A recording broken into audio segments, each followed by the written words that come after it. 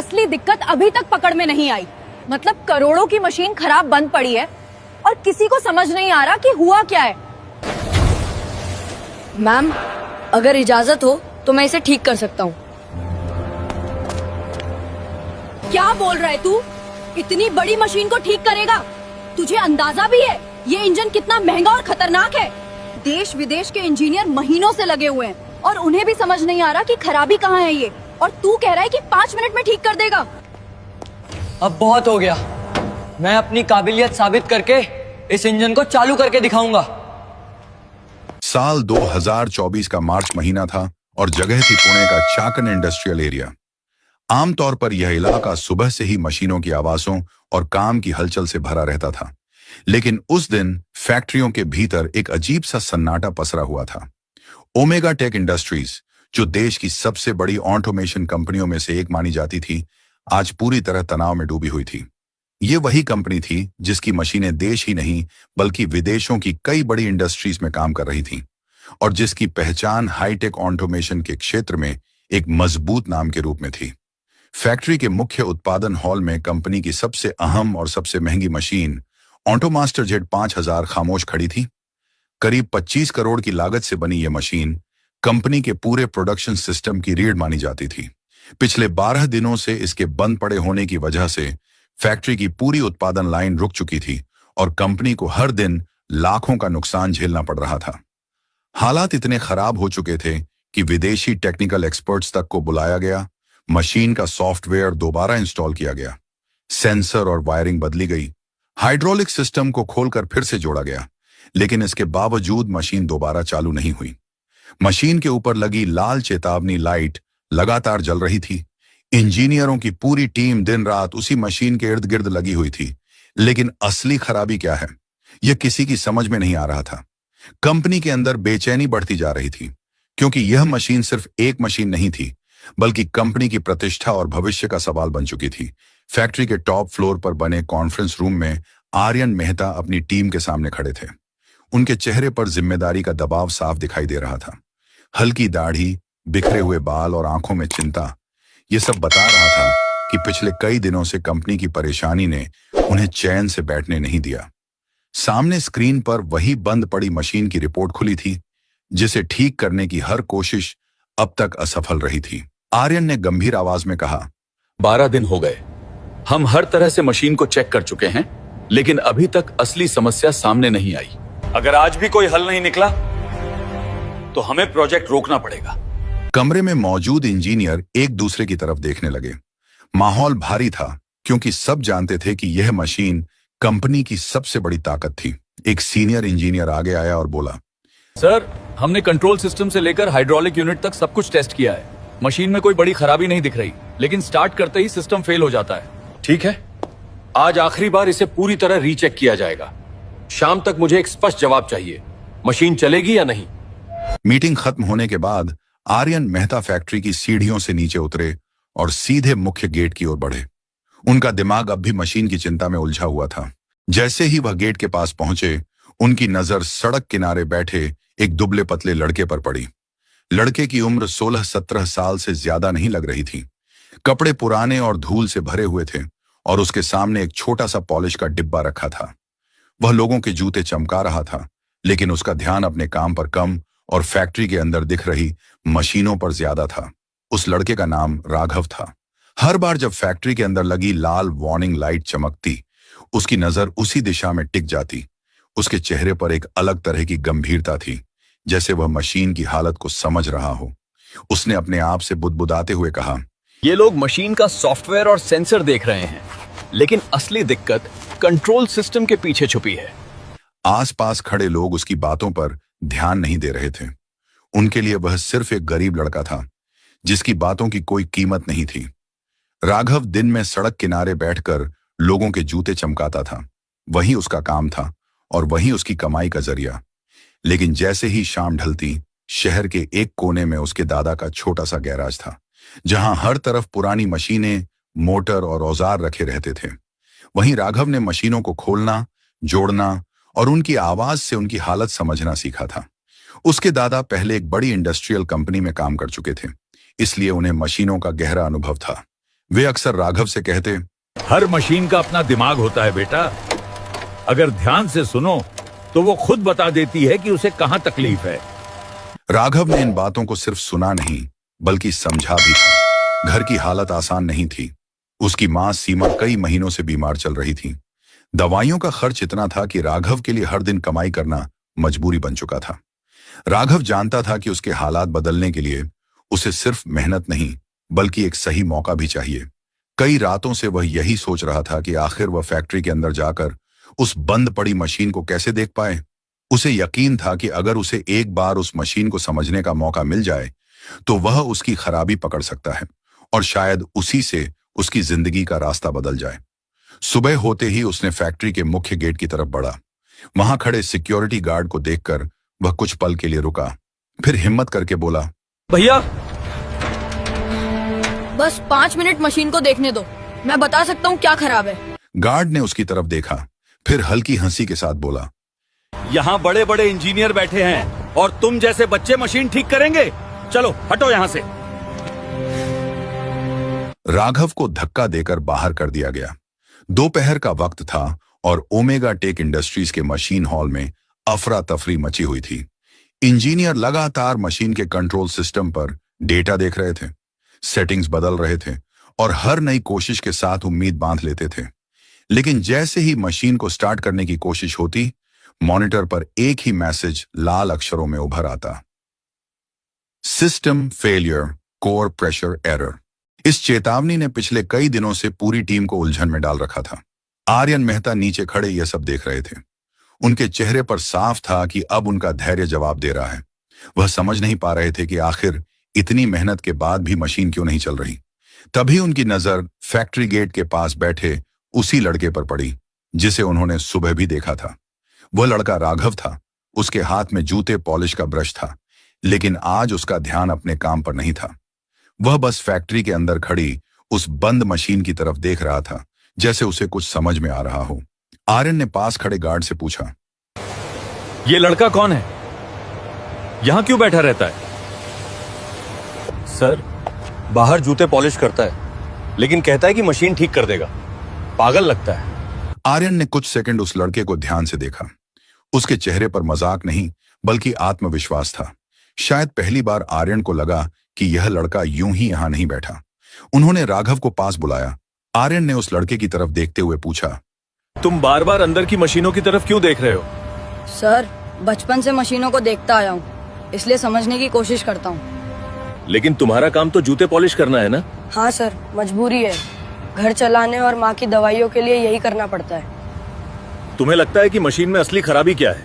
Sir, machine में दिक्कत नहीं है, दिक्कत उसे चलाने वाले सिस्टम में है। शायद किसी ने उसे गलत तरीके से रोका है। अगर तुम्हें मशीन के पास जाने दिया जाए तो क्या तुम बता पाओगे कि समस्या कहाँ है? सर, मैं पूरी कोशिश करूंगा। अगर मैं गलत हुआ तो खुद ही यहाँ से चला जाऊंगा। उसकी आंखों में साफ झलक रहा था कि वह मजाक नहीं कर रहा बल्कि सच में कुछ जानता है।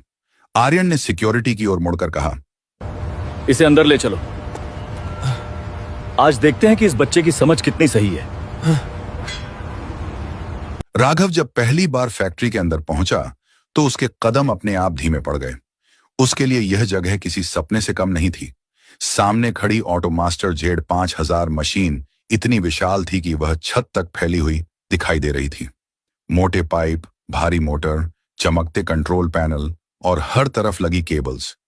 यह सब देखकर ही समझ आता था कि यह कोई साधारण मशीन नहीं बल्कि पूरी फैक्ट्री की जान है। मशीन के ऊपर लगी लाल वार्निंग लाइट अब भी जल रही थी। वही लाल लाइट जिसने पिछले कई दिनों से पूरी कंपनी को परेशान कर रखा था। राघव कुछ पल वहीं खड़ा रहा, फिर धीरे धीरे मशीन के करीब गया। उसने अपना हाथ मशीन के ठंडे धातु के ढांचे पर रखा, जैसे उसकी हालत को महसूस करने की कोशिश कर रहा हो। पास खड़े कुछ इंजीनियर आपस में फुसफुसा रहे थे, सर, इतना बड़ा रिस्क मत लीजिए, ये लड़का सिर्फ वक्त बर्बाद कर रहा है। लेकिन आर्यन ने हाथ उठाकर सबको चुप कर दिया। उनके चेहरे पर सख्ती नहीं बल्कि जिज्ञासा थी। उन्हें लगा कि इस लड़के की आंखों में मजाक नहीं, कुछ अलग ही आत्मविश्वास है। राघव अब मशीन के हर हिस्से को ध्यान से देख रहा था। कभी वह पाइप की लाइन पर नजर डालता, कभी कंट्रोल यूनिट की तरफ। उसके चेहरे पर एकाग्रता साफ झलक रही थी, जैसे वह मशीन से कोई जवाब सुनने की कोशिश कर रहा हो। राघव धीरे धीरे मशीन के चारों तरफ चलता हुआ हर हिस्से को ध्यान से देख रहा था। कुछ सेकंड बाद वह एक जगह आकर रुक गया। उसने मशीन की तरफ देखते हुए कहा, सर, ये मशीन अपने आप बंद नहीं हुई है, इसे किसी ने जानबूझकर रोका है। कमरे में खड़े इंजीनियर एक दूसरे की तरफ देखने लगे। एक इंजीनियर ने तुरंत पूछा, तुम ऐसा कैसे कह सकते हो? राघव ने मशीन के निचले हिस्से की ओर इशारा करते हुए कहा, इसका मेन प्रेशर वाल्व अपनी जगह पर नहीं है। इसे हल्का सा घुमा दिया गया है ताकि मशीन स्टार्ट होते ही प्रेशर सिस्टम फेल हो जाए। एक सीनियर इंजीनियर ने हैरानी से कहा, ये तो इम्पॉसिबल है, उस हिस्से तक पहुंचना आसान नहीं है। राघव ने शांत स्वर में जवाब दिया, अगर आप इस पैनल की तीसरी स्क्रू खोलेंगे तो अंदर की सेटिंग साफ दिखाई दे जाएगी। इंजीनियर ने स्क्रू खोली और जैसे ही पैनल खुला, सबकी नजर उस वॉल्व पर गई। वह सच में आधा घुमा हुआ था। पूरे हॉल में एकदम खामोशी छा गई। राघव ने आगे कहा, और एक गड़बड़ी है, नीचे का पाइप सेक्शन भी ठीक से फिट नहीं है, इसलिए मशीन का प्रेशर फ्लो सही नहीं बन पा रहा। उसने टॉर्च लेकर पाइपलाइन पर रोशनी डाली।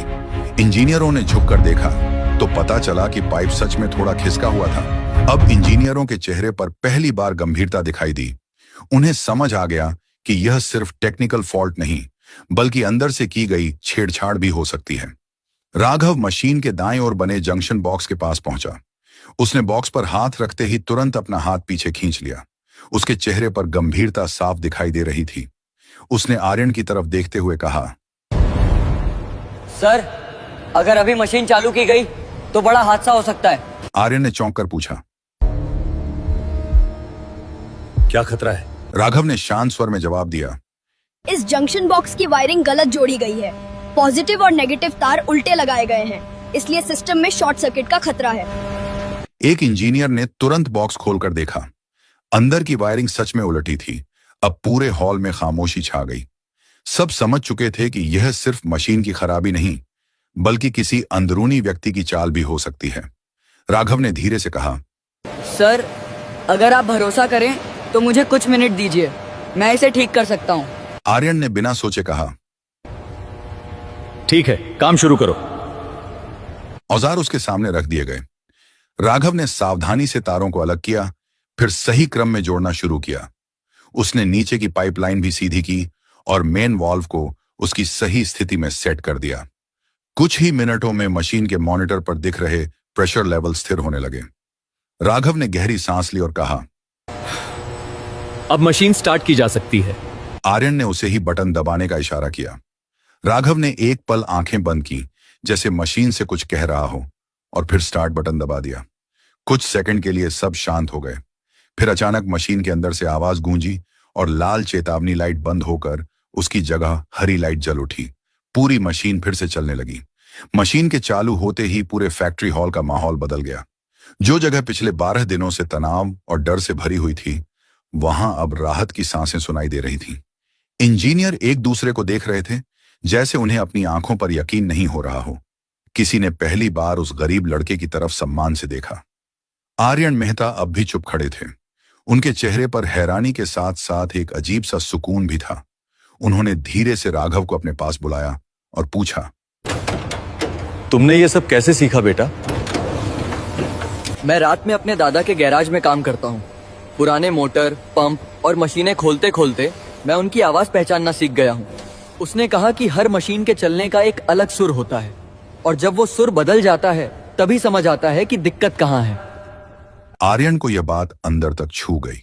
उन्होंने महसूस किया कि असली हुनर डिग्री से नहीं, समझ और मेहनत से आता है। एक सीनियर इंजीनियर ने पहली बार स्वीकार किया, हम लोग इतने दिनों से मशीन को सिर्फ कंप्यूटर की तरह देख रहे थे, लेकिन इस बच्चे ने उसे एक जीवित चीज की तरह समझा। राघव, तुमने आज सिर्फ मशीन नहीं, हमारी कंपनी का भविष्य बचा लिया। इतने बड़े इंजीनियर जहां हार मान गए, वहां तुमने हिम्मत दिखाई। दूसरा इंजीनियर आगे आया और बोला, सर, हमने 12 दिन में जो नहीं कर पाए, वो इस लड़के ने 12 मिनट में कर दिया। सर, सीसीटीवी फुटेज चेक करने पर पता चला है कि मशीन के साथ छेड़छाड़ कंपनी के ही एक कर्मचारी ने की थी। वो व्यक्ति प्रतिस्पर्धी कंपनी से मिला हुआ था और प्रोजेक्ट को नुकसान पहुंचाना चाहता था। यह सुनकर आर्यन के चेहरे पर गुस्सा आ गया, लेकिन साथ ही गर्व भी था कि एक गरीब लड़के ने सच्चाई उजागर कर दी। उन्होंने उसी समय राघव से कहा, तुम आज से हमारी कंपनी के स्पेशल टेक्निकल असिस्टेंट हो। तुम्हारी पढ़ाई, तुम्हारी माँ का इलाज सब हमारी जिम्मेदारी होगी। राघव की आंखों में आंसू आ गए। उसने पहली बार अपने सपने को सच होते देखा। उसे लगा जैसे उसकी जिंदगी बदलने लगी है। आर्यन उसी शाम राघव के घर पहुंचे। फैक्ट्री की चमक दमक से बिल्कुल अलग राघव का घर एक छोटे से कमरे में सिमटा हुआ था। अंदर सीमा, राघव की मां, बिस्तर पर बैठी थी। उनका चेहरा कमजोर था, लेकिन बेटे को देखते ही उनकी आंखों में ममता की ताकत आ गई। उन्होंने धीरे से पूछा, राघव बेटा, सब ठीक तो है? हाँ माँ, सब ठीक हो गया, मशीन भी और हमारी जिंदगी भी। आर्यन ने आगे बढ़कर सीमा को प्रणाम किया।